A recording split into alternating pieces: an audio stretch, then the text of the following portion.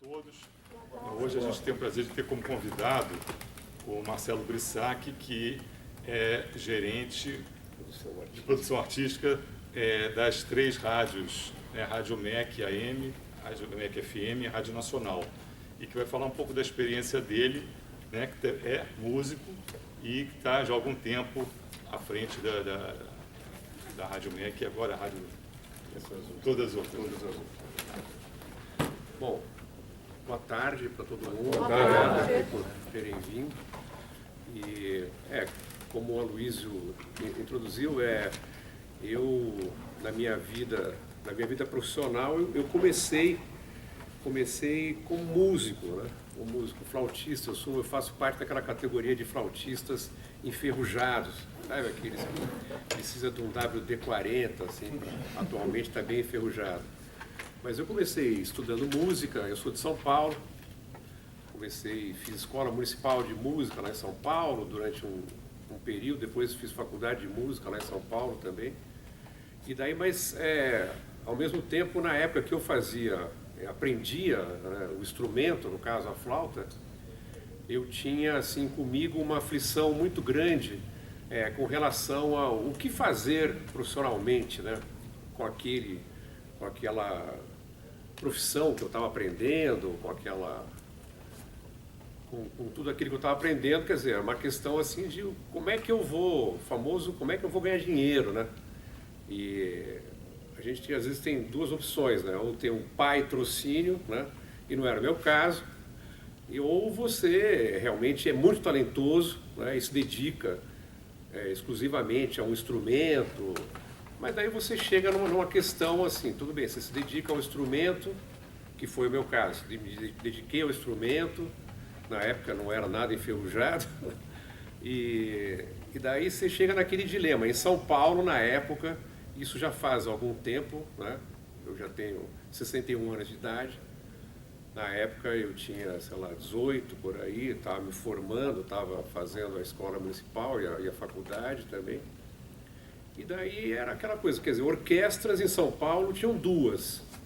Uma era a orquestra do Teatro Municipal e a outra era a OSESP, que já existia naquela época, e era isso, né? Então, o professor que me dava aula de flauta tocava na orquestra do Teatro Municipal. O outro professor tocava na orquestra do Estado. Daí eu falei, bom, a única maneira de eu entrar aí é eu, sei lá, quebrar o braço dele, fazer alguma coisa desse tipo. Para ver a vaga, ninguém sai, né? E o músico, ele vai ficar na orquestra, ele fica durante um grande período.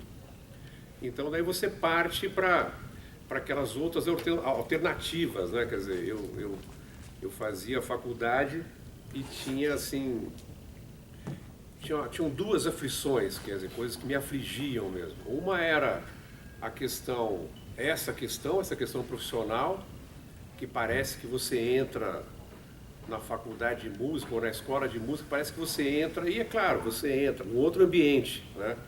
Num mundo assim que só se fala de notas musicais, mas ninguém fala e aí, vamos ganhar um dinheiro no bom sentido, um trabalho que te pague, porque sempre também tem isso, né? O músico no começo, então, ele tem aquela outra aflição, né, que é, eu quero tocar, e é o legal você tocar para o público, né, tocar ao vivo, né. Então, daí a faculdade me dava, assim, uma certa aflição nesse sentido que ela não tinham matérias de teoria, matérias de música, teoria musical, de instrumento, coral, todas aquelas matérias que vocês conhecem, não vou enumerar, mas não tinha nada assim que me mostrasse como é que era o mercado, porque essa conclusão eu já tinha chegado. Se eu for tocar em orquestra, eu vou ter que quebrar o braço de algum flautista, né? Então isso também não era o caso. E daí você parte para, bom, então vamos ver que outros universos que existem no mundo da música, do profissional da música, né? E daí eu me lembro que aconteceu uma história assim que é até interessante, que eu conhecia uns outros músicos, mas mais assim de música popular, né? Não gosto muito desse termo, mas é o que mais se usa, né? E daí um deles um dia chegou para mim e falou assim, pô, olha, eu tenho algumas músicas, vou gravar na época era um LP, né? vou gravar um disco e daí eu consegui um dinheiro para ir num estúdio, assim, assado. O estúdio era uma fábula naquela época. E eu queria que você fizesse uma flauta na música tal. Eu falei, primeira pergunta, eu falei, cadê a partitura? Ele falou, partitura? Partitura? Não, tem as cifras, né, aqui. Então, ok. Vai lá, a música era muito simples, né, tudo bem. Então, fiz lá, ouvi e tal, fiz umas frases, assim, daí fui. Daí ele falou, então amanhã, às 9 horas da manhã, no estúdio tal, na rua tal, você pode? Eu falei, claro, pô. Daí eu entrei no estúdio de gravação, primeira vez que eu tinha entrado no estúdio de gravação. Entrei lá, fui lá pro aquário, e daí o cara botou o fone de ouvido e tal. Daí o técnico fez aquela pergunta assim, meio pra pegadinha mesmo. Você quer que coloque reverber? Eu falei, reverber? O que será que esse cara tá falando? O que é isso? Né? Ele tava perguntando se eu queria um reverber, né? Um reverber, então. Eu falei, não precisa, mas ele percebeu, né? Daí ele colocou um reverber assim que era uma caverna, né? Um negócio assim. A eu falei, nossa, eu não conseguia, né? Não, eu falei, tira, deixa assim. Então. Mas daí saí de lá e peguei e voltei para a faculdade, me lembro que conversei lá com um chefe de departamento, falei, vocês não vão instalar um estúdio, fazer um estúdio aqui, ensinar as pessoas, os músicos, que pode ser também uma ferramenta, pode ser um negócio, pode ser realmente uma parte da profissão, né? Bom, e daí claro que a faculdade falou, qualquer dia a gente vai ter um estúdio e tal. E daí eu seguia fazendo a faculdade, e daí o meu professor continuava tocando na orquestra. E daí eu falei, bom, então eu tenho que partir para o outro lado, né? Então qual que era o outro lado? Aí, então você faz grupos de câmara, né? Era duo de flauta, quarteto de flauta, flauta e violão, flauta e piano, flauta solo, flauta... E daí você fala, bom, agora é legal, tem um quarteto de flauta, daí você vai tocar. Vai tocar onde? Vai tocar, sabe, em casa, para a família, né? Reúne lá todo mundo, a avó, tia, tal, toca. Que bonito, maravilha, tal, né? Mas daí você vai, não, vamos tocar, então vamos mudar um pouco o repertório, vamos incluir no repertório também umas coisas que não sejam tão clássicas, né, eruditas, né? Vamos incluir uns Beatles, né, uma coisa assim, então. E daí, mas aquilo, daí aparece um casamento aqui, um casamento ali, tal, não sei o que, você vai. Mas aí aquilo assim, eu falei, nossa, mas que coisa, aí não, sabe, não vai dar para eu pagar aluguel, pagar essas coisas, não vai, uma coisa assim, né? E daí, você já está namorando, você quer casar, sei lá, aquelas coisas todas, né, que todo mundo, né? Aí, ok, então vamos... Não, daí um outro professor de flauta que tocava numa outra orquestra, ele falou, não, você tem que tocar música popular, tem que tocar em bar, tem que tocar em gravação, tocar não sei o quê. Daí eu comecei a tocar, fui tocar em bar, né? Tocar em bar. Daí bar é aquela situação que é legal porque você aprende a meio que se virar, meio que ficar, né, esperto assim, num monte de situações que acontecem, desde o cara o bêbado, toca aquela agora, não sei o quê, até situações, né, esquisitas. E daí fiquei tocando em bar, era um duo de violão e flauta que a gente misturava, botava um movimento de alguma coisa clássica, botava Beatles, fazia um arranjo de uma música de bossa nova, né, bar, né? Mas também era aquela vida, eu me lembro que esse era, daí eu casei, eu estava casado, mas daí serviu para acabar o casamento, porque minha mulher trabalhava durante o dia, ela era publicitária, e eu trabalhava à noite, então daí você fala, puxa vida, né, mas que coisa, né, que situação. Daí quando eu tinha 19 anos, eu falei, vou trabalhar em rádio. Eu sempre gostei de rádio, sempre ouvi muita música, né, sempre assim... Sempre tinha um radinho ligado, alguma coisa na minha casa, meu pai também gostava e tal. E daí eu falei, trabalhar em rádio, né? Então, daí você começa a procura para trabalhar. O que você vai fazer em rádio? Rádio você pode ser produtor, você pode ser locutor, você pode ser roteirista, depende do rádio, né? E daí eu me lembro que na época eu consegui um amigo de uma amiga que me apresentou uma pessoa para trabalhar na Rádio Jovem Pan em São Paulo. Só que a Rádio Jovem Pan em São Paulo era e ainda é uma rádio privada, uma rádio que quer realmente alcançar uma audiência e uma rádio muito mais de notícias, muito mais jornalística do que uma rádio musical, né? E daí eu fui trabalhar na Jovem Pan e era assim, era um ritmo que eu estava fazendo faculdade ainda, então era uma coisa assim que eu tive que transferir para a noite, e daí tinha aula sábado e eu tinha que trabalhar de segunda a sábado, e dava um plantão aos domingos. Eu sei que a faculdade foi caindo, né? A experiência na rádio foi muito importante, foi muito bacana, assim, mas ao mesmo tempo era aquilo de...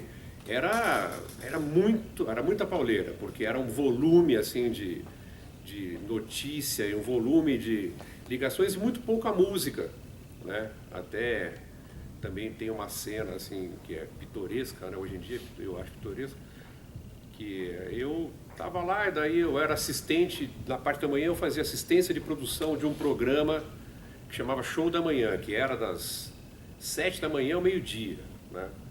E aquele telefone que não parava, era aquele negócio, o assistente faz tudo, né? E daí o produtor do programa me avisou, olha, amanhã vai vir o Hermeto Pascoal aqui, ser entrevistado no programa. Eu falei, pô, Hermeto Pascoal? Eu falei, nossa, o Hermeto, eu fiquei assim, imagina, você recebe ele e tal, leva para um café e tal, não sei o que, papá. E escolhe aí, né, para ilustrar umas 3 músicas e tal. Eu falei, tá bom. Peguei e escolhi ali 3 músicas, aí fiquei assim, quase não dormi, né, à noite, né? Daí escolhi 3, 4 músicas, né? E só que lá na Jovem Pan, ela tinha assim uma política, que era uma rádio familiar, né? Assim, da família lá do Marechal da Vitória, aqueles caras, Carvalho, lá de São Paulo e tal, o Tuta, tinha o Tuta e o Tutinha, vocês imaginam a rima que dá por aí, né? E daí, assim, todas as músicas que eram selecionadas para tocarem na rádio, na programação da rádio, o dono tinha que aprovar, né? E daí eu cheguei lá tudo afoito, né, para ele, isso na tarde, né, porque no dia seguinte de manhã, levei lá, e ele ficava meio que andando, né, pela coisa, assim, andar para lá e para cá, tal, e as pessoas ele só assinava as coisas, né? Daí, boa tarde, desculpe, aqui tem que assinar a lista aqui. Ele olhou e falou, o que é isso aqui? Hermeto Pascoal? O Hermeto Pascoal, músico e tal. Não, mas esse cara não vende disco. Não, 3 músicas não, só uma, toca só uma. Eu saí de lá assim, né, puxa, né? Daí depois de um tempo eu vi que aquilo também não era, quer dizer, é um possível local de trabalho para músicos, mas depende da rádio, né? Depende da rádio, porque se uma rádio extremamente jornalística, não vai dar certo, né? Não vai dar certo porque o volume é muito maior no outro sentido, né? E daí depois dessa experiência eu falei, não, chega desse negócio de rádio, né? Chega, tudo bem, entra um dinheirinho, mas não vale a pena. Continuei fazendo música, trabalhando com música, os duos, os trios. Meu professor, ex-professor, agora ainda continuava na orquestra. O outro que era de outra orquestra foi tocar na Orquestra de Campinas, que é perto de São Paulo. Eu falei, pô, então quer dizer, orquestra, desisti, né? Desisti, falei, não. E daí continuei fazendo esse trabalho de duos, trios, quartetos e tudo mais, né? Mas aí também, já finalizando a faculdade, me afligia muito também que a faculdade, naquela época, isso foi em 75, por aí. O repertório que a faculdade ensinava, apresentava para os alunos era limitadíssimo, né? Era uma coisa assim, música contemporânea, não, isso aí... O país também vivia uma outra situação política, apesar que agora também, né? Mas assim, então não existia. Música contemporânea, não, isso é contemporâneo, mas não existe, isso não existe. E daí isso também me dava assim uma certa aflição, né, a palavra. E daí eu comecei por mim mesmo, né, pesquisar repertório de música. E em São Paulo tinha uma discoteca que era a discoteca municipal, que ficava na Rua Catão, na Lapa, em São Paulo, que foi quem inventou essa discoteca foi o Mário de Andrade, né? E o Mário de Andrade sempre foi um cara assim muito ligado com essa questão de diversidade, de repertório, apesar de ser uma coisa às vezes meio só nacionalista, tal, mas ele tinha uma visão meio francesa, tal, mas ele tinha essa visão de mostrar a pluralidade, mostrar o Brasil, mostrar essas coisas todas. Então essa discoteca era uma coisa incrível, porque ela era, bom, primeiro que ela era vazia, né? Ninguém ia, acho que ninguém sabia que existia essa discoteca. E lá você tinha tudo, assim, tudo, e além do que as partituras. Né? Então eu lembro que eu ficava, às vezes de tarde, 2, 3 horas ali ouvindo, e lembro que a primeira vez que eu ouvi Pierrot Lunaire foi lá com a partitura, né? Fiquei assim, nossa, né? Que coisa incrível. Mas daí pensei, bom, eu tenho que então arrumar, como é que eu vou me profissionalizar, como é que eu vou viver de música? Né? Daí eu falei, bom, então eu vou me firmar nessa coisa aí de tocar em casamento, em bar, não sei onde. Fui fazendo, fazia um troquinho aqui, outro ali, né? E dando aula, né? Dando aula particular de flauta, até em escola, conservatório. Mas isso tudo era assim, era muito precário, né? Era uma coisa assim muito precário no sentido assim, para mim, eu sentia que era assim, esse caminho eu não ia assim durante muito tempo aguentar nesse percurso, né? E daí falei, pô, então eu tenho que fazer alguma coisa que realmente seja mais consistente em termos financeiros, né? Então, daí eu entrei para o mundo do jingle, né? Aquela coisa assim, que hoje em dia nem que me pagarem $1 milhão eu faço, mas assim, era um mundo assim, era uma Jovem Pan, né? Era uma Jovem Pan, porque era um negócio assim, a gente chamava até tinha eu e mais 6 produtores no estúdio da produtora que a gente trabalhava lá em São Paulo. Tinham 7 produtores musicais. E a gente chamava de Pastelaria São José, porque era assim, sabe? Um jingle do Guaraná, agora entra um jingle do Aesso, sai um jingle da Xera, um negócio maluquice. Mas era uma coisa, porque daí o universo financeiro é assim, completamente diferente, porque é muito bem recompensado bem demais até, né? Mas se encontra até músicos muito competentes, cantores, pessoal super, né, concentrado e tal. Mas aquela pauleira, assim, eu sei que isso me deu, assim, um certo profissionalismo no sentido da relação minha com o que o músico pode ganhar dinheiro, quer dizer, como é que o músico pode virar um profissional e ganhar dinheiro, né? Eu fiquei uns 2 anos, quase 3 anos nisso. E daí também, daí eu casei de novo.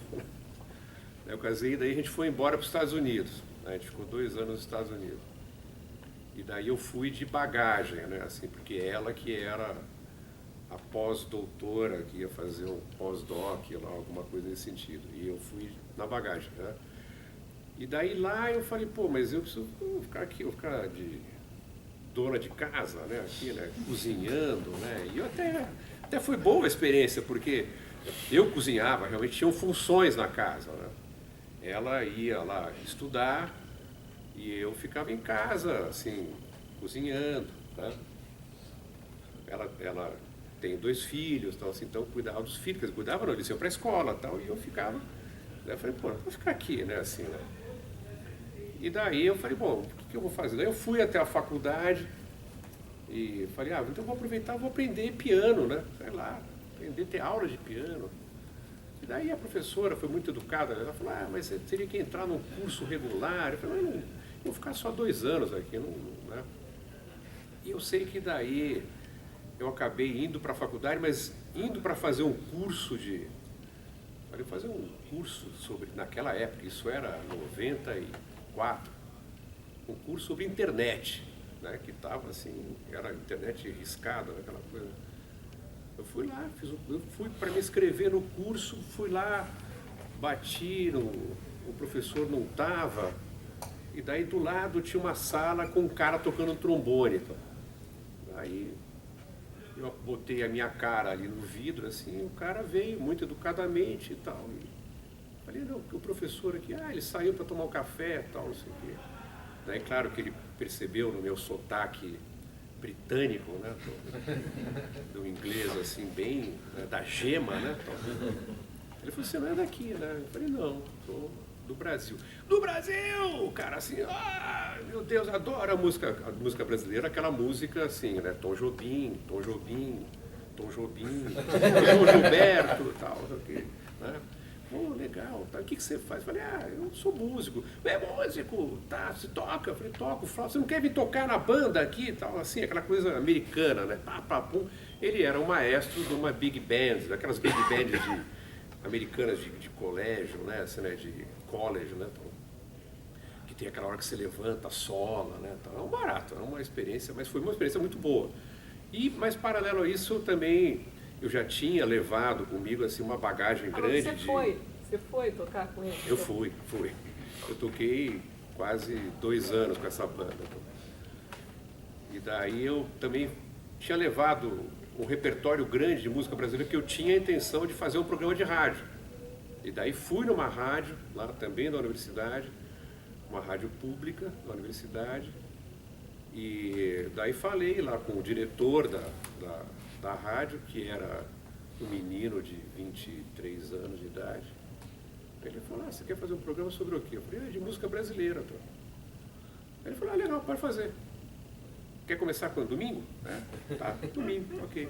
O programa chamava Brasília Connection, né? Mas era um programa, era voluntário, né? Assim, e foi muito interessante, porque aí foi a primeira vez que eu tive um contato assim, real com uma rádio pública, né?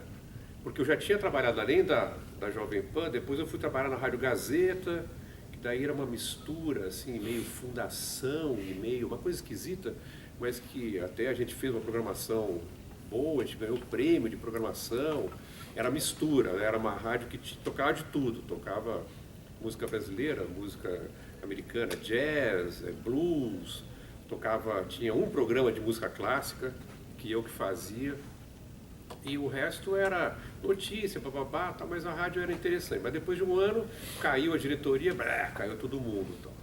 Daí depois eu trabalhei substituindo na Rádio Cultura em São Paulo, né? Mas lá nos Estados Unidos foi a primeira vez mesmo que eu tive contato assim, porque para eles a rádio pública nos Estados Unidos e na Europa é completamente diferente, né? Porque já existe há muito tempo, já existe assim essa instituição da comunicação pública, né? E não comunicação de governo, né? Comunicação pública, não é chapa branca, né? Já existe, é tranquilo, é uma coisa assim, não tem nada, não tem mito nenhum. E isso foi muito interessante, porque tinham assim, ao mesmo tempo, tinha essa coisa do programa que eu fazia, que era aos domingos, e era só sobre música brasileira, eu explicava as letras, eu explicava e tal, e era muito legal, porque tinha uma resposta de ouvintes americanos mesmo, porque a cidade era uma cidade pequena, não era uma cidade tão cosmopolita, então era bem pequeno. Era em Michigan, em Ann Arbor, uma cidade maravilha. Mas daí eu comecei a ver que a rádio pública era um caminho, quer dizer, um campo muito aberto, né? Ainda mais aí comecei a pensar aqui no Brasil. Aqui, então, né, era um campo aberto, um campo onde poderia se inserir vários setores, vários segmentos, onde a música e o músico se encaixariam. Né? E daí essa experiência lá, tal, eu sei que eu voltei para Goiânia, e nesse casamento, né? A minha vida eu vejo pelos casamentos. Daí estava eu lá em Goiânia. Uma cidade maravilhosa, tal, assim, né? Cheia, terra de encantos, né? Assim, muita dupla sertaneja. Tomate assim. Césio, né? E daí, assim, voltei para lá, e quando eu voltei, eu falei, eu trouxe um estúdio. Que eu falei, vou fazer um estúdio, fazer uma produtora. Quer dizer, o quebra-cabeça é esse, eu estava juntando, estava tentando juntar, assim, aquilo que me daria dinheiro, que seria trabalhar com estúdio, uma produtora e fazer jingle, trilha para teatro, trilha para qualquer coisa, né? E aquilo seria o meu ganha-pão. E daí também eu queria continuar fazendo rádio, né? Porque o rádio é uma coisa assim, o rádio, pelo menos para mim, assim, é um veículo que você... Claro que existem rádios e rádio, tem rádio que é só de notícia, né? Mas tem rádios musicais, o interesse, quer dizer, o bacana é assim, é que ela vai te surpreendendo, né? Ela vai te construindo repertórios que você nem imagina, construindo assim, crossfades ali entre músicas que você nem imagina, né? Isso se o cara for um cara, né? E daí voltei em Goiânia, tal, montei meu estúdio lá, abri a produtora. Daí, claro, que um jingle, né, que em São Paulo custava 7 mil reais, sei lá, dá um número de hoje, 8 mil, 10 mil reais, então, a produção, né, toda o negócio, lá custava 1.500, né? Uma locução que em São Paulo você pagava, sei lá, 1.000, 2.000, conforme o cara, lá você exibia 100, né? Eu falei, bom, mas vamos lá, né? É um ganha-pão isso aí, vamos. Então eu estava tentando juntar o meu quebra-cabeça, né? O meu quebra-cabeça no sentido profissional. Então, quer dizer, eu sou músico, mas aí eu posso tocar, né? Posso tocar em casamento, em festa, em qualquer lugar que também me pague algum dinheiro. Eu posso ter o estúdio, que eu vou produzir as coisas, e eu posso trabalhar numa rádio, né? Eu posso e eu quero, tá. Tudo bem, querer não é poder, né? Daí em Goiânia, a rádio não tinha, né? A rádio da universidade era assim, sabe? Era porque eu já tinha essa ideia, que era uma coisa assim na época, que eu falei assim, vamos tomar as rádios.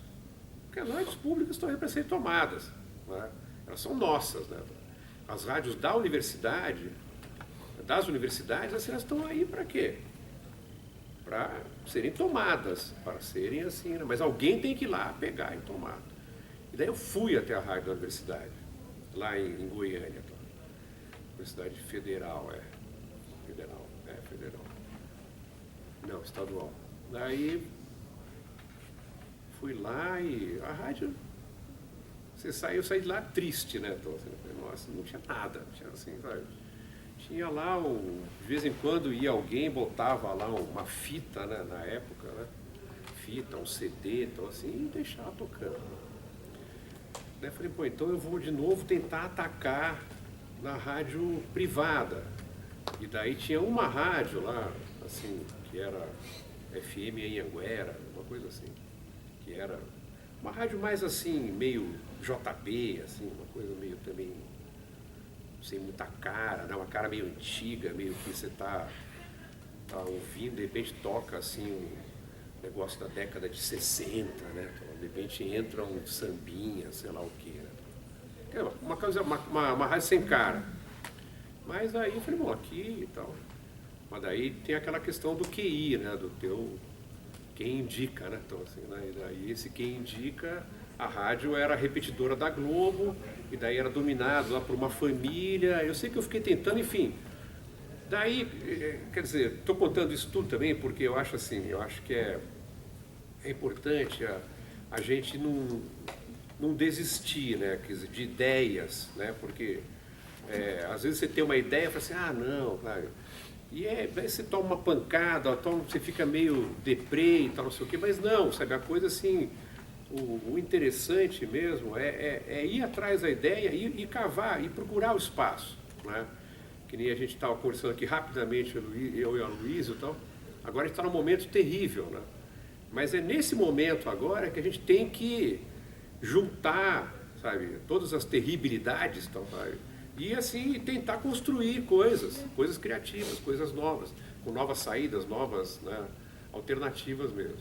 Mas daí aquilo ficou ali, fui fazendo os jingles, as trilhas, não sei o que e tal, fui me virando, tocando de vez em quando aqui, tocando ali, dava umas aulas de flauta também.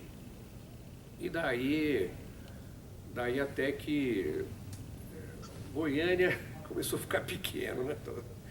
E daí eu saí de Goiânia. Aquele casamento acabou, né, também, né? E lá acabou, assim, né? E daí voltei para São Paulo, né? Voltei para São Paulo, vamos mudar. E eu sempre tive, durante também paralelo, né, a isso, a gente, na questão da música contemporânea, durante muito tempo eu toquei e compus com um compositor de São Paulo, o Lívio Trachtenberg, né? A gente tocou, inventou um negócio, a gente pegou aquela questão do piano preparado, do Cage, e fizemos um CD que demorou 8 anos para ser prensado, um CD que chama Basulaques Brasileiros, que não tem em lugar nenhum, é uma raridade. Quem quiser comprar, eu tenho um para vender por R$ 2.500 aqui. Não, mas é um CD que a gente fez assim, a gente conseguiu gravar quando a gente foi... Porque em São Paulo tem uma questão diferente daqui, que tem o famoso SESC, né? O SESC é o Ministério da Cultura, né? Não, Um aqui negócio tem assim. também. Mas aqui... Inclusive, por incrível que pareça, a central do SESC é na Barra da Tijuca. É na Barra da Tijuca. Incrível, mas o Sesc estadual, o local de São Paulo, é 10 vezes mais poderoso que o nacional.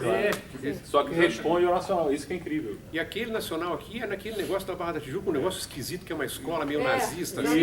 Exatamente. É uma escola assim que você entra lá, que tem um outro projeto que eu participo, e daí os meninos lá do sertão, lá do Cariri, no Ceará, vieram para cá e falaram, pô, vai lá, a gente vai tocar, não sei o quê. A gente foi, primeiro que para achar o lugar era uma coisa assim, sabe? Não, vai para cá, tem que dar a volta por aqui, sair por aqui. Daí a gente chegou lá, parecia que a gente era bandido. Daí chegaram aqueles caras, né, todos de terno, né? Como esse pessoal aqui de baixo, né? Assim, né, todos são educados, tal, não sei o quê, tal, mas, né? Sim, pois não. Então a gente vai, aí então os meninos estão aí e tal. Mas não pode ficar aqui, não. Não, a gente não vai ficar, a gente vai entrar, né, tal. Então você para o carro aqui, ó. Tá vendo? Aqui, você tem que parar o carro aqui. Não, mas tem ali, não, aqui, você tem que parar o carro aqui, tá. E daí vocês saem do carro, o cara falou, vocês saem do carro, tá vendo aquela escada ali? Vocês sobem aquela escada que lá é o auditório, vocês ficam lá. A gente, não, claro. E daí cheio de meninos e meninas, né? Porque é uma escola, uma super escola, né? Uma escola assim, eu conheço até o pessoal que fez o projeto, é uma escola assim, que os alunos ficam, né, internados lá, né? E daí cheio de meninos e meninas passando assim para lá e para cá, e era uma coisa meio maluca, porque parecia só faltava o toque de recolher, né? Mas sei lá, enfim, isso aí é um detalhe.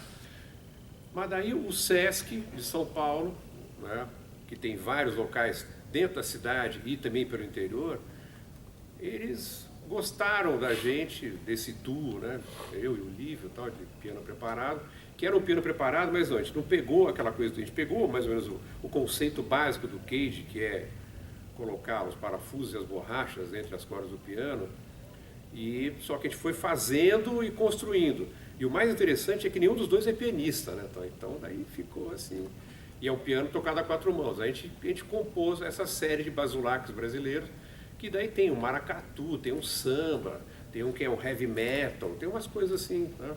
A gente foi preparando o piano, a gente preparou o piano e fizemos um repertório em volta dele. E daí fomos a cata de gravadora, né? Imagina. Produtora, né? Ninguém fala, os caras são loucos, interna, né? Sei lá, né? E daí ficamos com aquela ideia, né? E falamos, um dia, e era muito caro, era assim, sabe, estúdio era assim, sei lá, 1 hora de estúdio era, sei lá, R$500, uma coisa assim, né? E ainda se chegar no estúdio, que tivesse piano, e falar, olha, eu quero botar parafuso e borracha no teu piano, aquele estúdio bacana de jingle, né? Tal, não, faz daqui, fora daqui. Então ficamos quietos, fica quieto. O Sesc, ao mesmo tempo, o Sesc, né, mãezona lá, chamava a gente para tocar assim, tudo quanto é lugar. Tal. E daí numa dessas, um pessoal lá de Nova York, que a gente conhecia também, músicos lá, compositores, tal, pô, vem tocar aqui e tal. Daí pagaram lá passagem, isso aqui a gente foi tocar em Nova York. E daí chegamos em Nova York, tocamos num lugar, quer dizer, não tocamos, nós fomos assistir uma apresentação da Jocy de Oliveira, num teatro, um teatro assim maravilhoso, assim, sabe? Pequenininho, com palco legal, aquela coisa, tudo bem iluminadinho, microfones de primeira qualidade e tal. E era também, e atrás tinha um aquário, tinha uma técnica, né? Era um estúdio de gravação também. E daí a gente conversou com o cara, ele falou, não, a gente grava aqui também. E daí a gente perguntou quanto que seria, né, para gravar e tal. Ele, na época, ele deu um preço assim que era, sabe, era quanto? Era, acho que $50 por hora. Isso, nós falamos, nós temos uma grana, tipo, brasileiro, e tem uma grana para 10 horas, tudo bem, né? Ele falou, tudo bem, $500, então, ok. Então a gente tinha essas 10 horas para gravar o disco. Entramos lá, quer dizer, fomos antes no conservatório e ficamos treinando, mesmo sem preparar o piano, nada aí, e gravamos o CD. Gravamos o CD e trouxemos o CD. Trouxemos o CD, não, trouxemos um master, em DAT, né, na época. E daí chegamos no Brasil e daí gravadora nenhuma ela queria, né?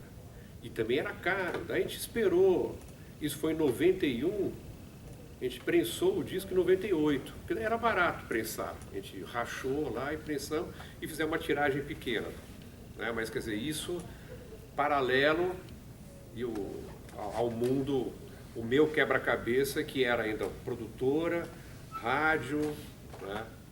E músico. Daí eu fiquei em São Paulo um tempo, a gente foi tocar, a gente tocou nos Estados Unidos, tocamos na Alemanha, tocamos em um monte de lugar, né? Mas daí a vida vai seguindo, né? De repente uma amiga minha, isso há 11 anos atrás, quase 12 anos atrás, me convidou.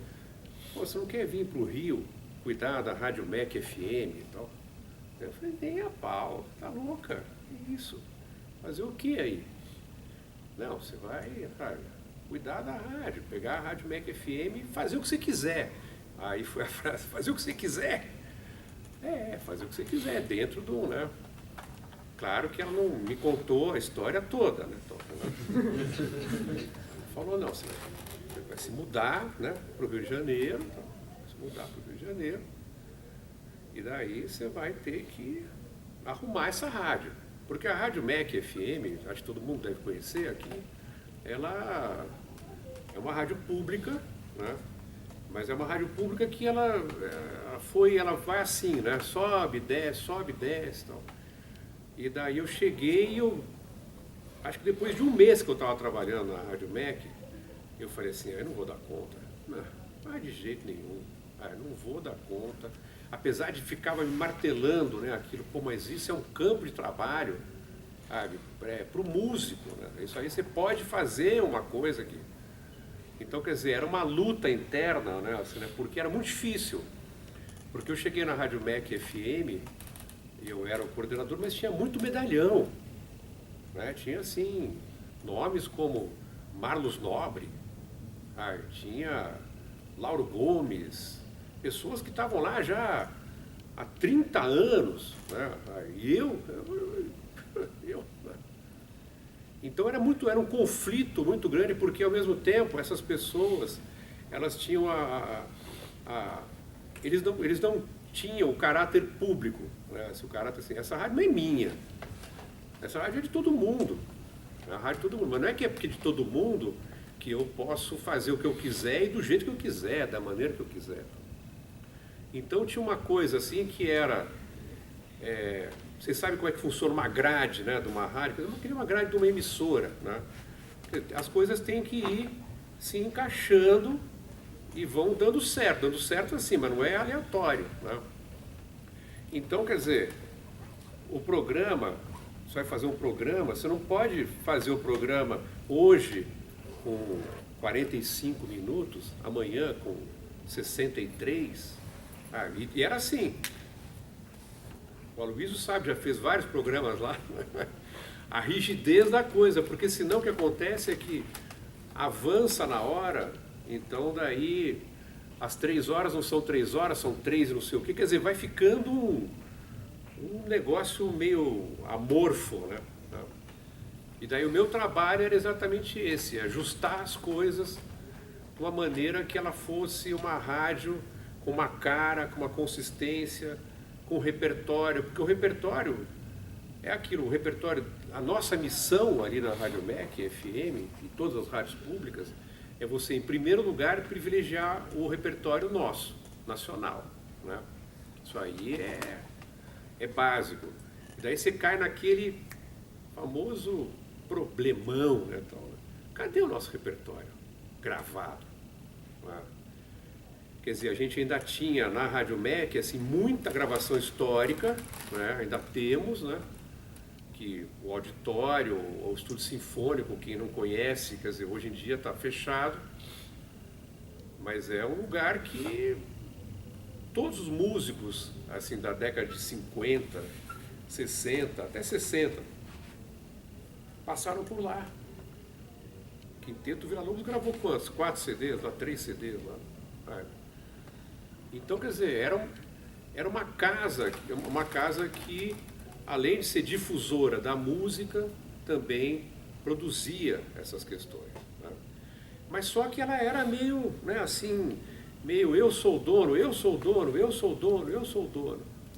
Então eu tive que dar um jeito, claro que ganhei vários inimigos, né?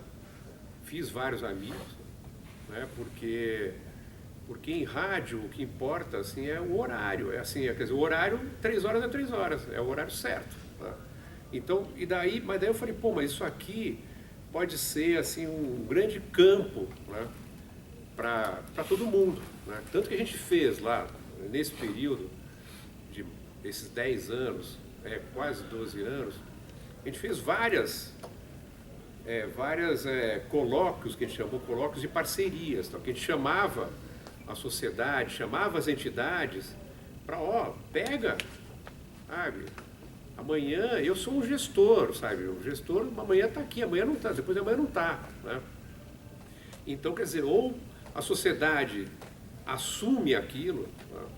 Assume aquilo como bem seu e dita até a questão editorial, dita, a gente conseguiu fazer uns 2, 3, foram muito bons.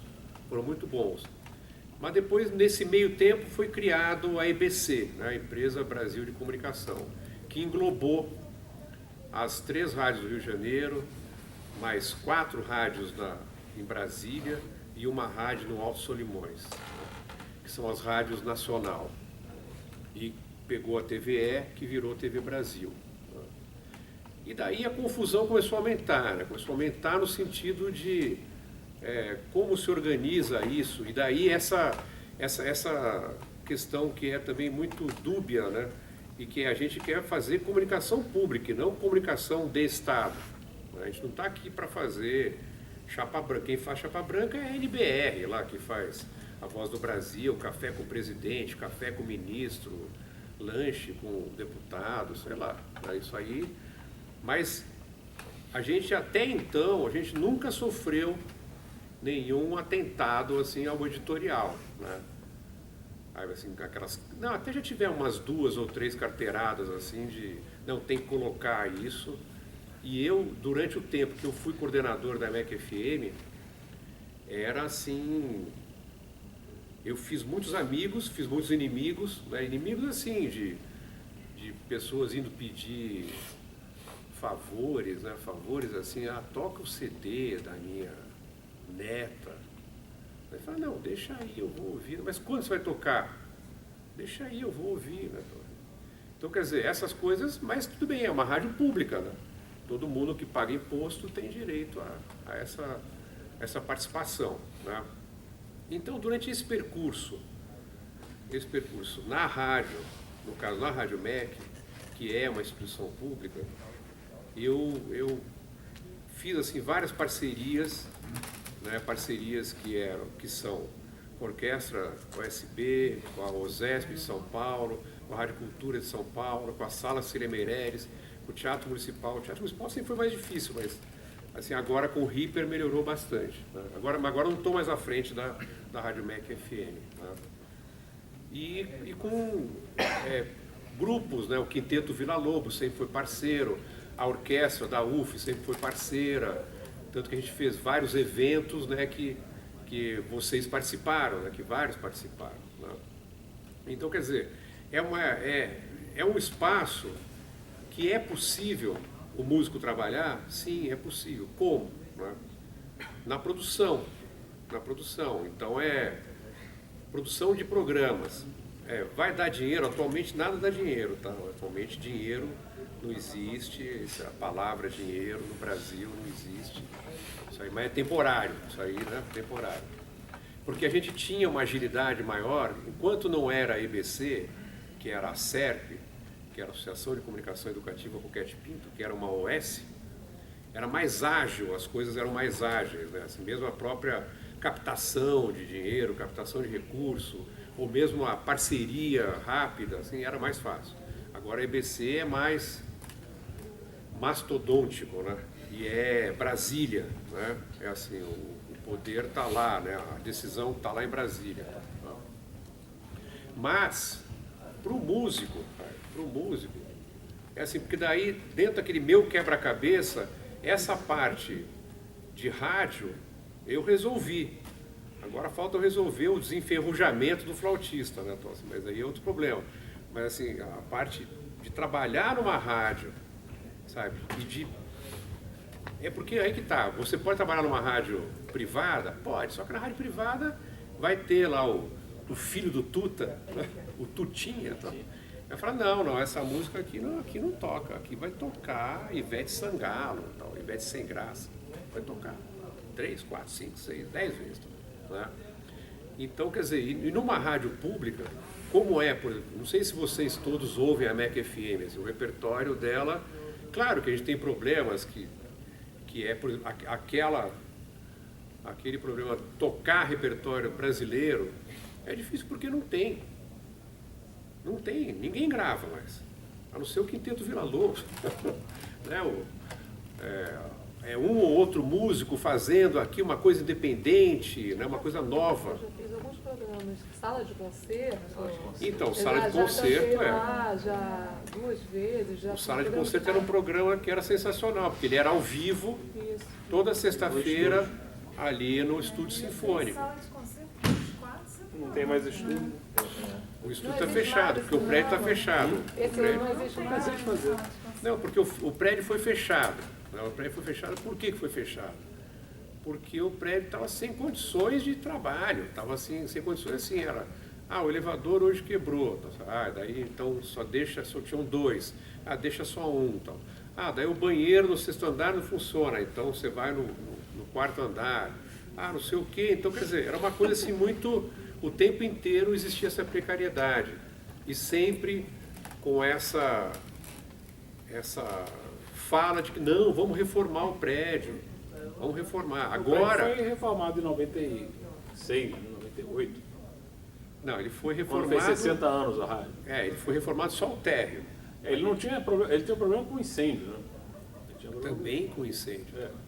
E daí era assim, era Trabalhei aquela 2 anos. coisa de ar-condicionado de 30 anos.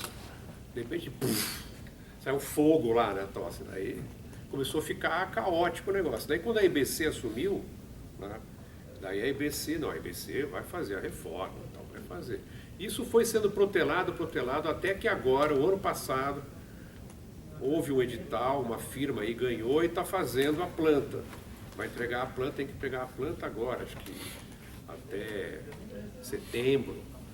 A planta que depois tem que ser executada, daí é outro edital, então não sei o quê. Mas pelo menos deu-se um passo, né, na recuperação daquele prédio. Mas é coisa de botar o prédio abaixo e começar de novo? Não, é só não, adaptar. é realmente, quer dizer, é quase isso assim, tem que trocar toda a instalação elétrica, tem que trocar toda a instalação hidráulica, tem que trocar os elevadores, tem que trocar piso, tem que trocar assim, sabe? Mas não precisa botar abaixo, né? Que bom. E daí, assim, essa firma ganhou, está fazendo um projeto que a gente participou, eu até participei também, mas é tudo muito lento, né? Tudo muito assim, né? Vocês sabem, né? É órgão federal, você bota um edital, ele tem 6 meses para não sei o quê, depois mais 6 meses para não sei o quê. Daí quando você vai fazer, não tem dinheiro. Então, né? Daí você fica esperando. Né?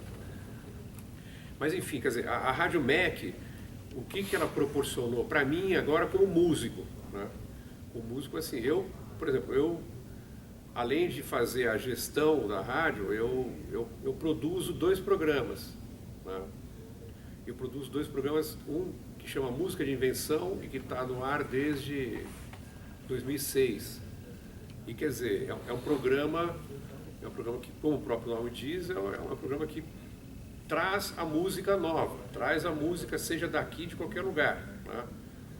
E sem muito rótulo de clássico, ou jazz, ou qualquer outro nome que queiram dar. Então, quer dizer, antes eu fazia até junto com outro companheiro que trabalhava lá, mas que se afastou por doença. Então. E a gente teve um ano que até a gente foi convidado para dar uma roda de conversa lá em Londrina, e isso foi em 2013. E daí a pessoa queria que a gente falasse sobre a questão do repertório, no Música de Invenção. E daí eu tive a pachorra de pegar um ano, do ano de 2012, e contar dentro dos programas, são 52 programas por ano, quantos compositores e intérpretes novos foram tocados. Foram mais de 200, né? Foram mais de 200 compositores e intérpretes novos que foram tocados. Né? Então, quer dizer, isso também daí do meu lado músico, né? Nesse quebra-cabeça, o lado músico é assim, pô, mas isso aqui, esse programa, nada mais é do que formação de repertório. Né? E como, aliás, tudo, né? O músico, ele tem que ter repertório. Né? Ele tem que ter repertório, e daí como é que o repertório não surge, né? Você vai construindo, né? Você vai ouvindo, você vai pesquisando, e com essa questão da internet é uma loucura, né? Você começa com um nome, né? Você vai para outro, você bobear, você fica ali 2, 3 horas, e eu faço isso toda semana, porque eu tenho 2 programas, então eu tenho que vasculhar coisas para cá e para lá, tal, né? Então, quer dizer, o programa Música de Invenção, de 2006 até agora, ele já tocou uma quantidade, claro que tem uns queridinhos lá, né, que aparecem mais, então, assim, tipo Cronos Quartet, mas é muita gente. É muita gente que, quer dizer, isso, eu acho que para o músico é interessante porque, primeiro, que ajuda nessa ampliação de repertório, que é fundamental. E segundo, que essa profissão de produtor musical, né? Produtor musical é uma coisa meio vaga, né? O que é produtor musical? Ele vai produzir música. Ele pode produzir música como ele pode produzir programas. Ele pode produzir, por exemplo, a gente tem uma série de programas que são feitos por pessoas externas, que não são pessoas que trabalham no quadro da casa, porque também quando eu cheguei eu vi que tinham assim lacunas, né? Lacunas dentro dessa produção artística, desses programas, né? Então, por exemplo, precisa de um programa de música contemporânea, sei lá, a gente fez uma série, até foi a Lígia Madil que fez, sobre Stravinsky, uma série de programas. Né? Depois a Gilda Oswaldo Cruz também tinha feito uma série de programas lá para a RTP, a Rádio e Televisão Pública de Portugal, sobre Schoenberg.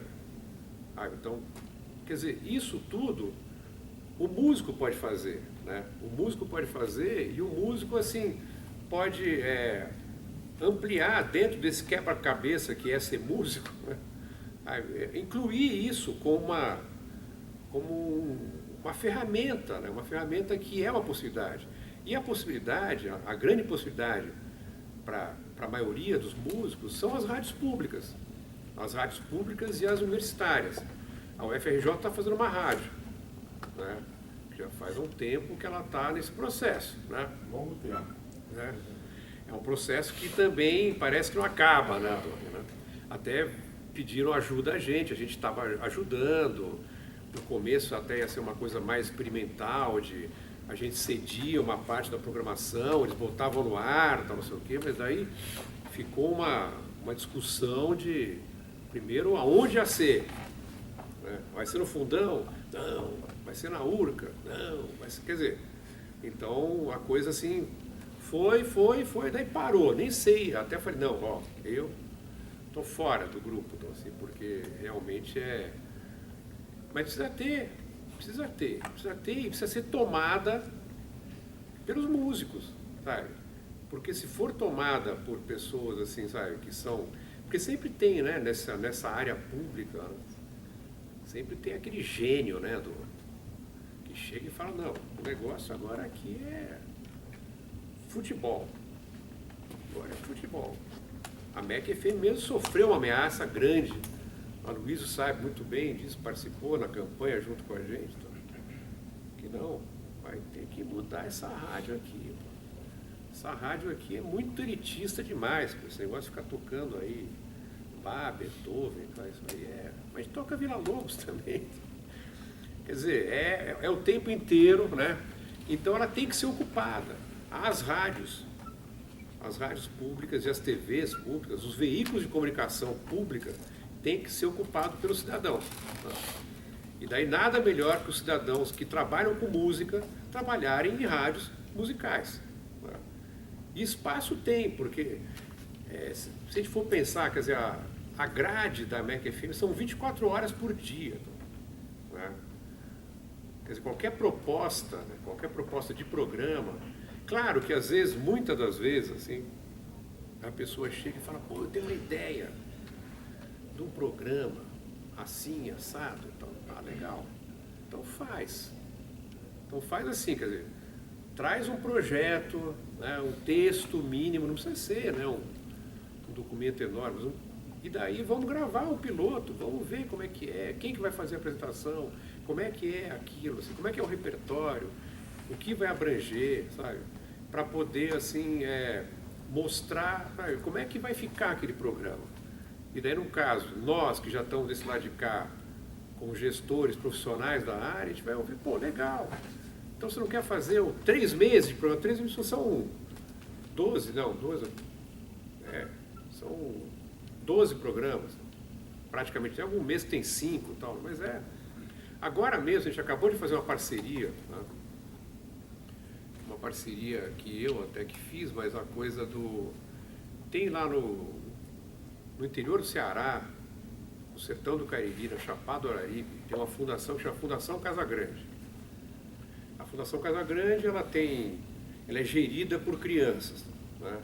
Ela tem televisão, vídeo, teatro, rádio, e tem uma rádio comunitária. Uma rádio comunitária, e fora as rádios comunitárias, né, que a gente, né? A rádio comunitária, a qual eu já vou, há 5 anos que eu vou lá todo ano e dou aula para eles sobre locução, produção, roteiro. E daí agora a gente fez uma parceria, que eles fizeram uma série de 9 programas, menino assim, de 11, 12, 9, eles que fazem, não tem assim, claro que eles mandam para mim o roteiro e eu dou uma corrigidinha assim, de leve, nada, né, não interfiro em nada. E fizeram uma série de 9 programas, sabe, um resultado assim, lindíssimo.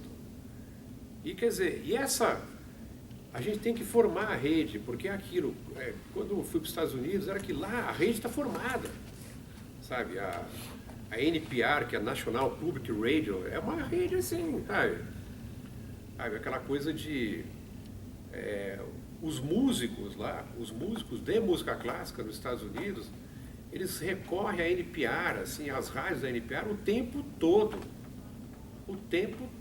sabe? Não é uma coisa assim, hoje, que nem aqui, a gente tinha, né, a gente tinha uma rádio que tinha um espaço, que era o sala de concerto.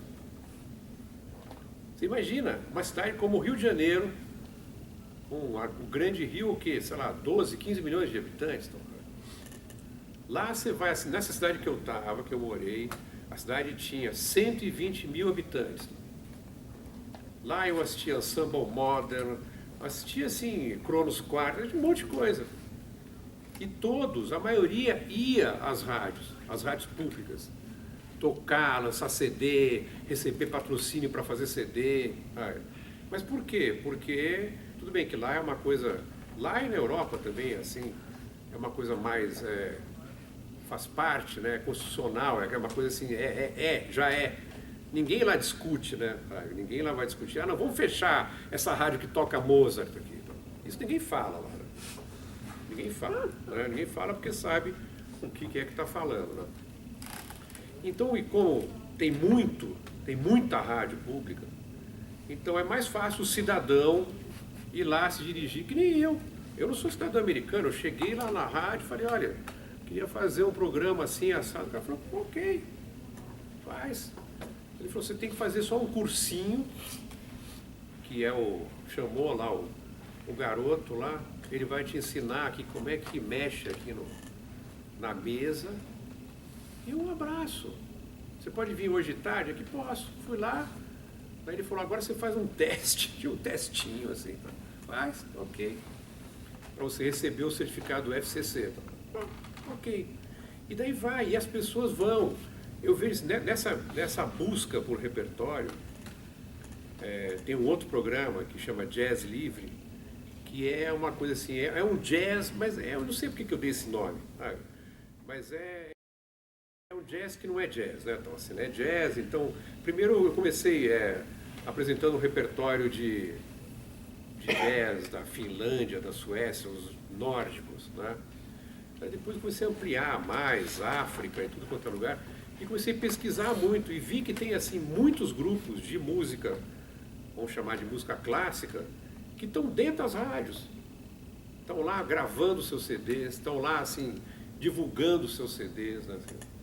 E que era a ideia dentro desse quebra-cabeça aqui chamado Marcelo Brissac, que eu queria fazer aqui na Rádio MEC. A gente tinha, eu me lembro que tinham dias lá na Rádio MEC que era assim, a gente estava, sei lá, num estúdio gravando com o Quinteto Villa-Lobos, no outro estava gravando com, sei lá, o Wagner Tiso, no outro estava sendo entrevistado o Mauro Senise, quer dizer, era uma coisa assim daí depois, quando esfacelou no sentido de fecha o prédio, muda para cá, para não sei aonde, então assim, sabe? Daí ficou uma coisa meio assim, mas a ideia é reunir, mas só que a gente precisa, né, do apoio, quer dizer, vocês que têm que tomar, né, quer dizer, o músico tem que ir lá falar, não, eu tenho aqui um projeto, um programa assim assado, tá, vamos ver, vamos fazer, porque assim,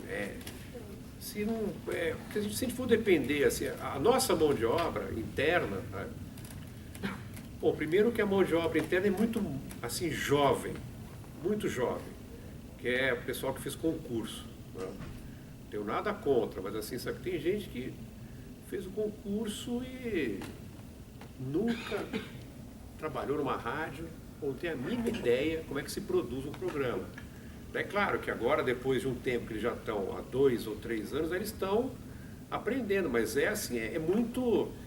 E daí, mas agora eles já têm um ferramental, que é assim, o que é produzir um programa, como é que faz a gravação, como é que não sei o que precisa disso, papapá. Eles são técnicos, eles não têm que ter nenhum conhecimento musical. Eles não. Nenhum problema. Não. E essa que é a grande dificuldade. Porque o concurso ele foi feito daquela maneira, assim como todos os concursos, né? Primeiro teste, primeira prova é uma prova eliminatória, que vai eliminar se o cara sabe escrever, né? Sabe, né? O mínimo e tal. Daí depois eles fazem um específico, mas é um específico assim... Há vários que entraram, tem até uma moça que entrou, ela já tinha uma experiência pequena e hoje ela está muito bem, ela está assim, sabe? Mas a gente ensinando, né? Ensinando. Tinha alguns que entraram e, sabe, você já, que você... eu sou professor de geografia. Tudo bem, o cara pode ser médico, né? Mas você conhece... Você sabe que existe um compositor que chama Bach, outro que chama Villa-Lobos, tem um violonista brasileiro, tinha um violonista que chama Baden-Powell. Não tenho conhecimento musical. Você ouve rádio? Não. Então, tua primeira missão é assim, vai até o Saara, compra um radinho de pilha, tal, e vai ouvir a rádio 24 horas por dia. E tem muita gente que trabalha dentro, já mais antigo, e que é técnico também. Que é técnico assim, que é técnico fechado, né? Fechado que apesar de trabalhar lá todo dia nesse ambiente, envolto nesse tipo de música, não tem a mínima ideia se aquele lá é romântico. O que é isso? Né? Romântico é o Roberto Carlos, né? Então é assim, é uma coisa louca, mas assim, quer dizer, o músico, né? O músico, ele tem a ferramenta. Ele tem a ferramenta que é repertório, que é a sensibilidade de saber encadear, né? Pô, não vou botar o Pierrot Lunaire e depois vou botar, sei lá, o Clair de Lune, né? Sabe? Vai saber, ou se tem que fazer um roteiro, né? Vai ter um roteiro com, né, começo, meio e fim, né? Vai contar a história, porque os roteiros são vários, né? Tem assim vários tipos de roteiro que a gente pode atacar, que a gente pode ir por aquele caminho, né?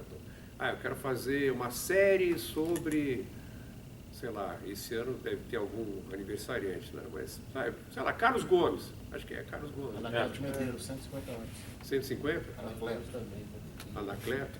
Então, vai. Mignone também. Mignone, né? Então, quem quer fazer? Eu vou mostrar para vocês aqui uns trechinhos, uns trechinhos do Música de Invenção e depois um trechinho do Jazz Livre, e depois vou mostrar um outro negócio, que também daí é o quebra-cabeça que também entrou ou encaixou um outro negócio. Tem alguma senha aqui?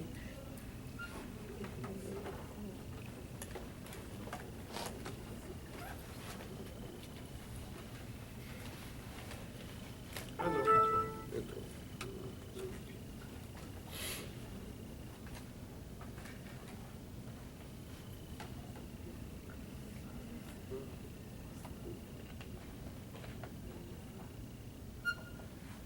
Esse aqui é o Música de Invenção.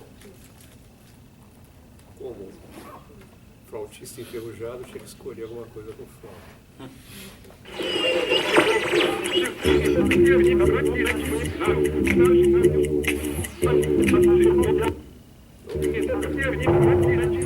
Música de Invenção, o laboratório sonoro da MEC FM. Boa noite! Começamos mais um programa Música de Invenção, que vai ao ar toda sexta-feira, sempre a partir da meia-noite. Hoje no repertório do programa, só flauta, uma noite de sopros. Vamos ouvir as músicas do CD Aqua, do compositor, flautista e artista multimídia mexicano Alejandro Escuer.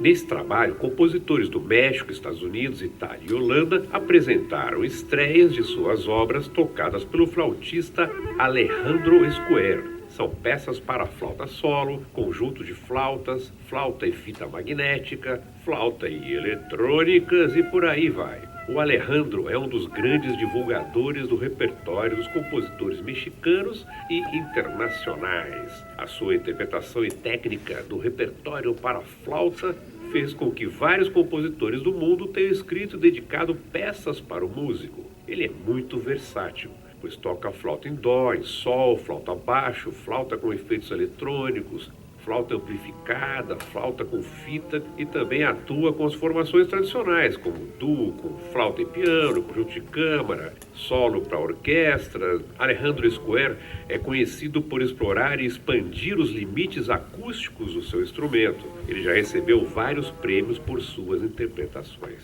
Vamos ouvir as músicas do CD Aqua. Primeiro, Octum, para 4 flautas em dó, 2 flautas baixo e 2 flautas em sol, composição do próprio Alejandro Escuer, escrita em 2001. As 8 flautas foram tocadas e gravadas pelo Alejandro, quer dizer, ele foi gravando canal por canal até completar toda a composição. Depois a gente ouve Lipstick, para flauta amplificada, flauta em sol e o gravador. Essa peça é do compositor holandês Jacob ter Veldius, que foi escrita em 1998. Aqui também todas as partes musicais foram tocadas e gravadas por Alejandro Escuer. É um egoísta.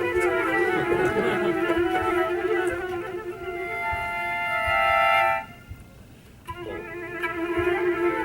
assim vai.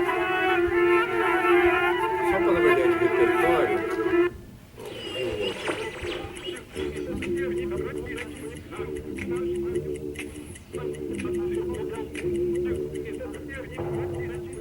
Música de invenção.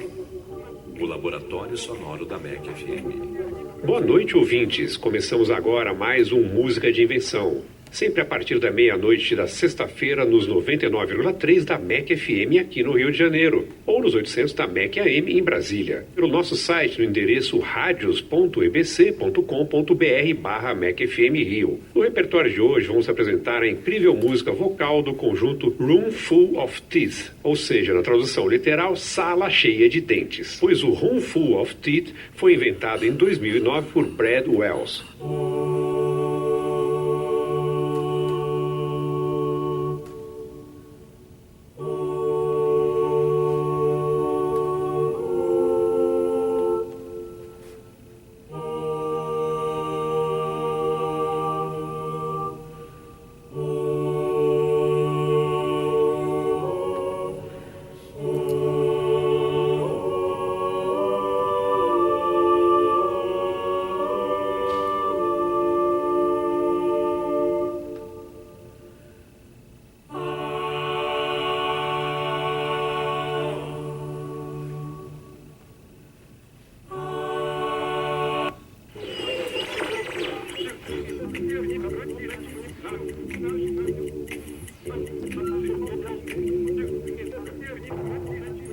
Música de invenção. O laboratório sonoro da MEC FM. Boa noite, começamos agora mais um programa Música de Invenção. Hoje no programa vamos apresentar o trabalho do contrabaixista Alexandre Rosa, que em 2013 lançou o CD Bass 21, ou seja, Baixo Século 21, aonde o contrabaixo é um instrumento solista. E quem vai falar sobre esse trabalho é o próprio Alexandre, pois conversamos com ele pelo telefone. Vamos ouvir a nossa conversa. Bom, Alexandre, eu queria em primeiro lugar te agradecer assim a sua presença aqui no programa Música de Invenção, que já faz um tempo que a gente está para conversar, mas acabou não tendo oportunidade ainda. Eu agradeço, Marcelo, eu que agradeço. Bom, Alexandre, além de você tocar na Orquestra Sinfônica do Estado de São Paulo, a conhecida e famosa OSESP, que deve ser realmente um grande desafio, profissionalmente deve ser instigante também, você gravou o CD Bass 21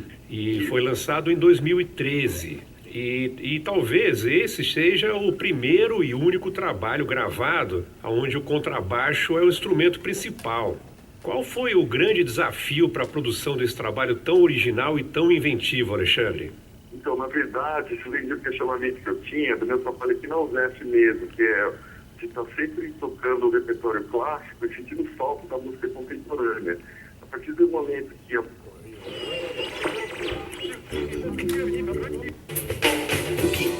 Poeta, tradutor e inventor, agora mais um Música de Invenção, sempre na sexta a partir da meia-noite.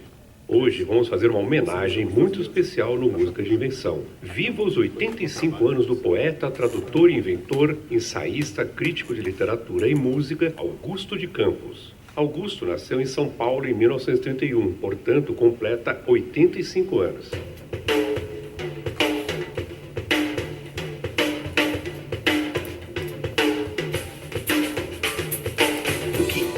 Querem que faça, não faça.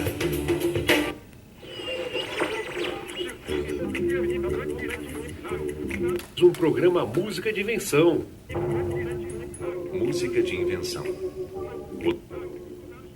Boa noite, começamos agora mais um programa Música de Invenção. Toda sexta a partir da meia-noite aqui pela MEC FM em 99,3 MHz. No programa de hoje, continuamos as homenagens aos 50 anos do minimalismo.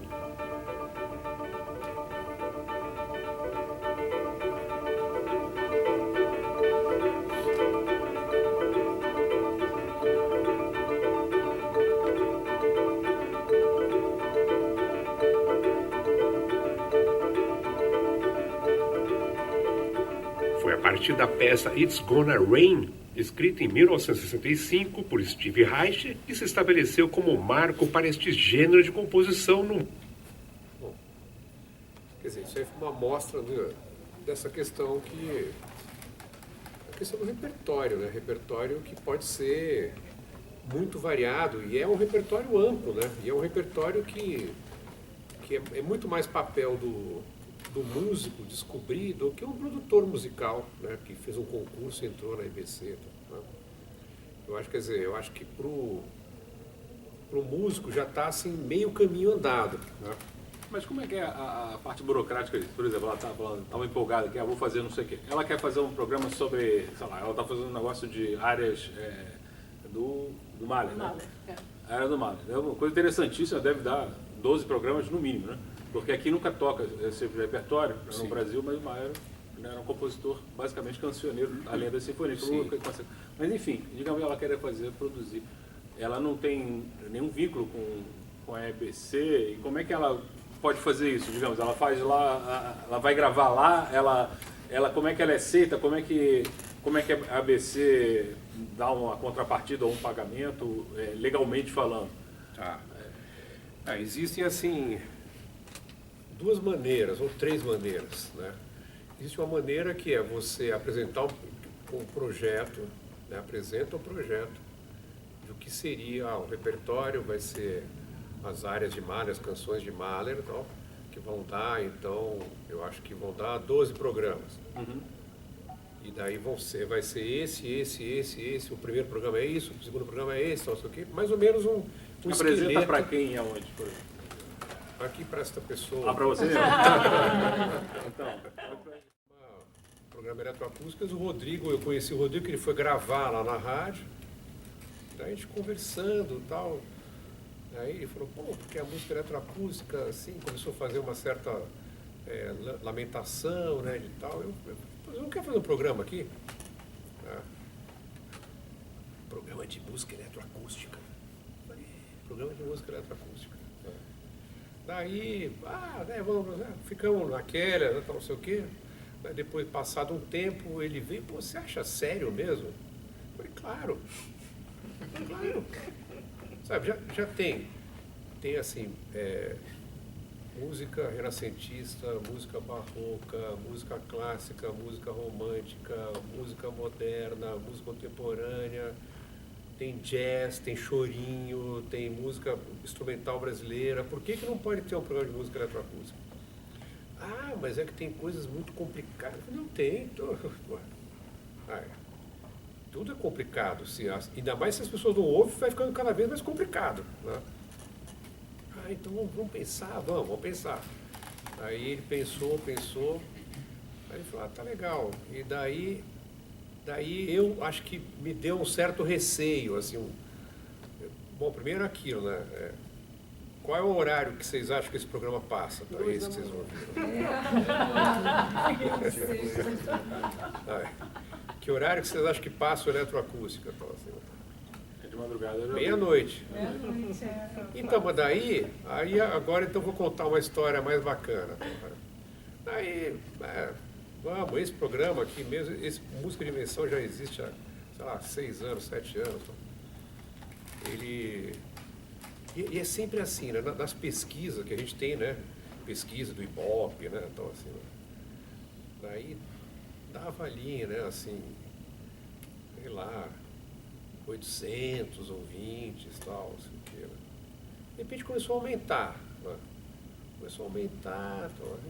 Quer dizer, esse programa atualmente dá-se uma faixa de 2.000, 2.500 ouvintes, né?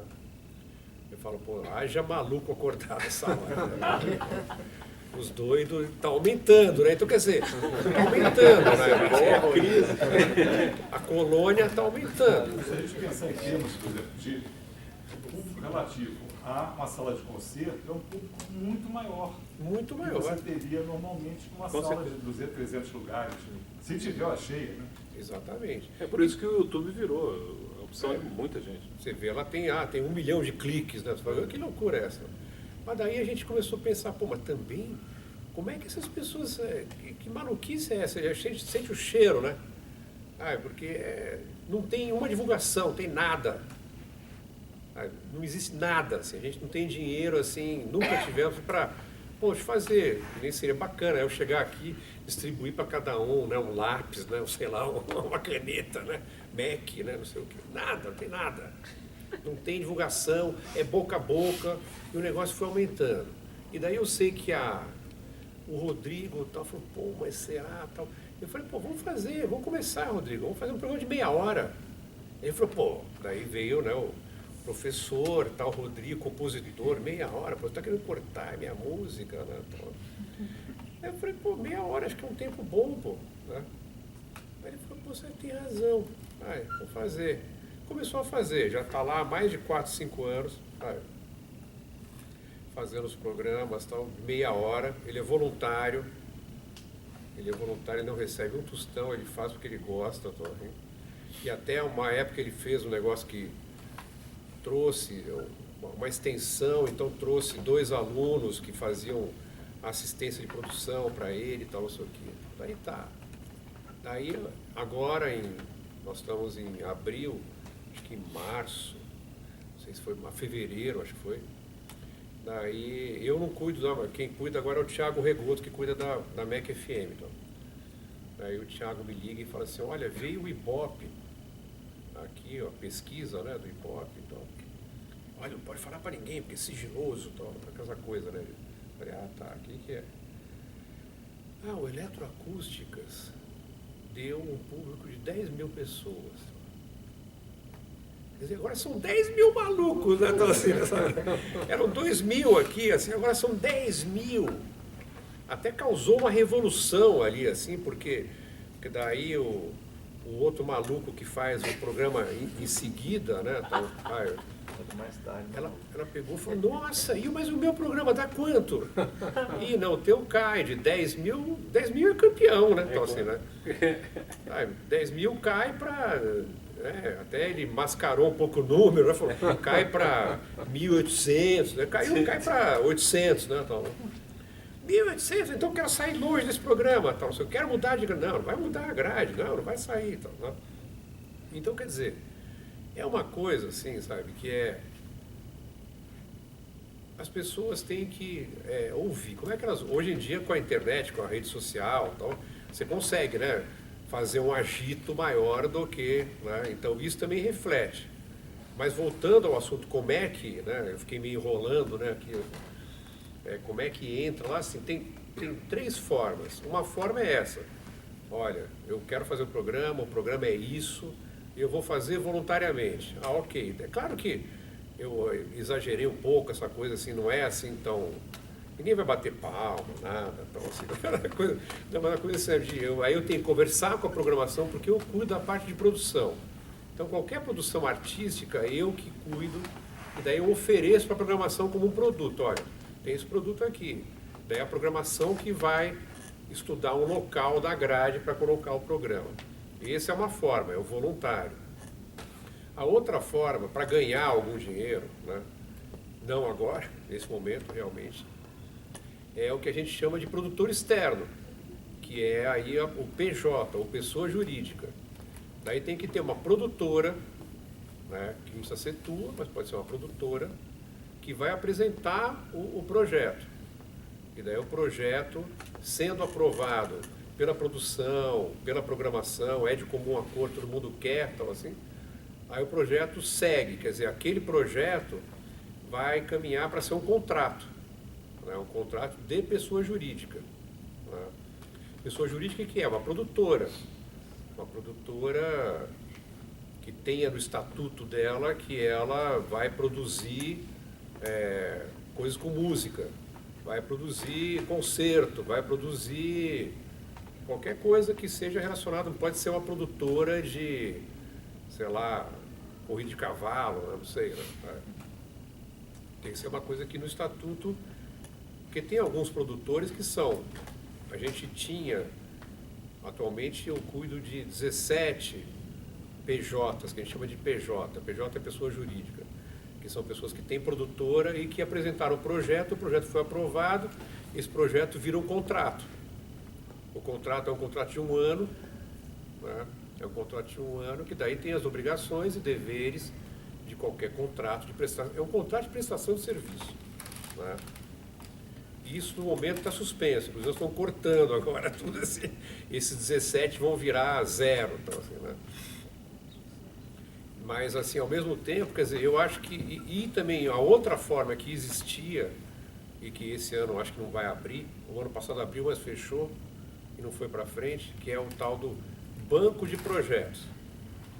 O banco de projetos é um edital que é aberto, fica aí 3 meses no ar, a pessoa se inscreve lá e depois ele é avaliado por uma comissão, a qual eu, no caso de rádio, eu faço parte também, além de outras pessoas de outras áreas. E no ano passado esse banco de projetos foi aberto, a gente estava meio Alice no País das Maravilhas, achava que tudo ia dar certo, e daí a gente recebeu, por incrível que pareça, a gente recebeu 33 projetos de rádio. Então, no ano retrasado, a gente recebeu 4 projetos de rádio. Né? No ano passado nós recebemos 33. Mas daí a gente avaliou, fizemos todo o processo de avaliação, de classificação e tudo, e daí recebemos aquela notícia que não tem dinheiro, não dá para contratar nenhum desses que vocês selecionaram.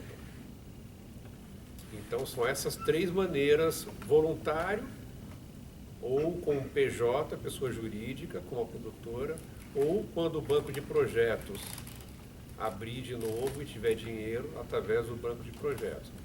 O banco de projetos é a forma mais, assim, eu acho, mais democrática, né? Uma forma que não é um contato pessoal, né? Não é um contato, assim...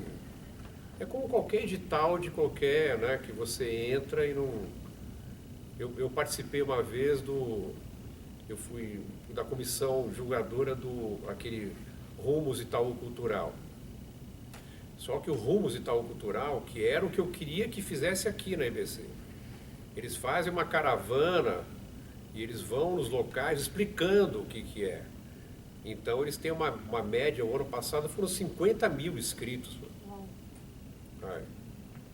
Então é uma coisa assim, na época que eu fui jurado lá, acho que a gente julgou 300 projetos. Mas daí é uma coisa profissional, eles te convocam, eles te pagam, né? Eles pagam passagem em São Paulo, hospedagem, você fica lá uma semana internado lá. Pô. A Petrobras mesmo, também já fui da Petrobras, de comissão de jurado, também é a mesma coisa, mas tem que caminhar para isso, porque o que a gente tem que fazer é assim, bom, primeiro a gente já percebeu que a turma dos loucos está aumentando, né? Então, assim, é bom isso, né? É bom, porque daí não fica um louco sozinho falando, né? Daí fica louco mesmo, né? Então, mas assim, porque daí é isso, sabe? A porta das rádios, no caso, eu cuido da Rádio MEC AM, Rádio MEC FM e Rádio Nacional do Rio de Janeiro. Claro que cada rádio tem um perfil, né? Tem um conceito de programação. A Rádio MEC FM é uma rádio de música, né? 90%, 80%, quase 90% é de música clássica. O resto só para jazz, música popular brasileira. Tem um programa que é do Tarek de Souza. Daí tem o programa de choro, que é o Época de Ouro. Quer dizer, 90% é música clássica, né? E daí música clássica, a gente tem uma diversidade tremenda, né? Sabe, essa do Mahler é todo um universo, né? Genial, sabe, é uma coisa assim, não toca. Só não tem mais o estúdio, infelizmente, né? Não tem o estúdio, assim, mas tem as parcerias, que elas ficaram mais dificultosas. As parcerias, assim, por exemplo, a gente tem uma parceria com a Sala Cília Meireles, né? Uhum. Mas essa parceria se resume assim, antes era mais fácil. Antes era mais fácil assim, porque a sala era meio feinha, né? Então, agora tá bonito. Era mais fácil, né? Depois ela ficou bonitona, então assim, daí ela fica esnobando, né? Mas assim, a gente, o que a gente faz? A parceria, o que é? A gente às vezes vai e grava, que nem, por exemplo, no mês de março, gravei lá o Leandro Braga, que até se tocou fagote, né, também. O Leandro Braga, gravei o Yamandu Costa e gravei... Então, assim, o projeto é invasão, hein? Vamos invadir. Vamos invadir esta praia aqui do lado. Bom, então, eu quero agradecer ao Marcelo.